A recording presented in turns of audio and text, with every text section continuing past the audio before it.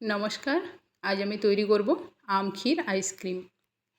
এই আইসক্রিমের রেসিপিটি খুব সহজেই বাড়িতে তৈরি করে নিতে পারবেন এবং খুবই অল্প উপকরণ দিয়েই বানিয়ে নেওয়া যাবে। এখন আমি এখানে দুটো আম নিয়েছি। এই আমের খোসাগুলোকে প্রথমে ছাড়িয়ে নেব।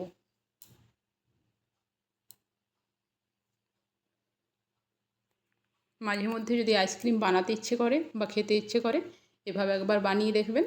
এটা খুব অল্প উপকরণে এবং অল্প সময়ের মধ্যেই তৈরি করে নেওয়া যায়।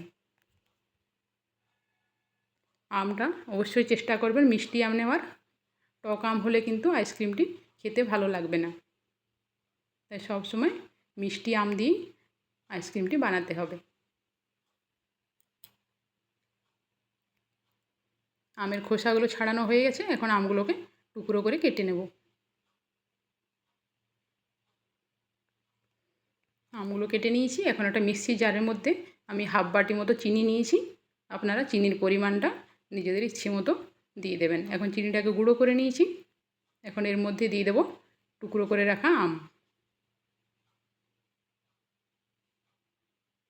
এবার এটার পিউরি তৈরি করে নিয়েছি।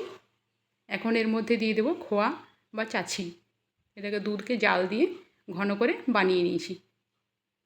এটাকে এর মধ্যে মিশিয়ে দিচ্ছি। মাত্র এই 3টে উপকরণ দিয়েই কিন্তু আইসক্রিমটি তৈরি করে নেওয়া যাবে।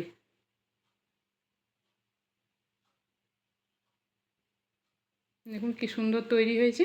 এটাকে আর একটু ভালোভাবে মিশিয়ে নিচ্ছি। দেখুন মিশ্রণটা ঠিক এরকম হবে। এখন এটাকে একটা পাত্রের মধ্যে ঢেলে দিচ্ছি।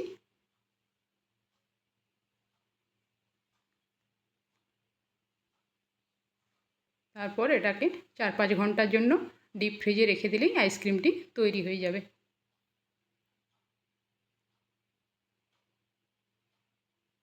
এটাকে মিশিয়ে নিচ্ছি আর একবার। এরপর একটা ঢাকনা ঢেকে এটাকে 5 ঘন্টার জন্য ডিপ ফ্রিজে রেখে দেব।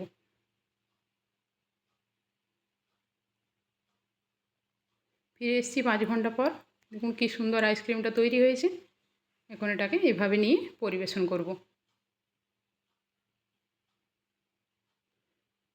এই আইসক্রিমটি বানানো কত সহজ দেখতেই পেলেন।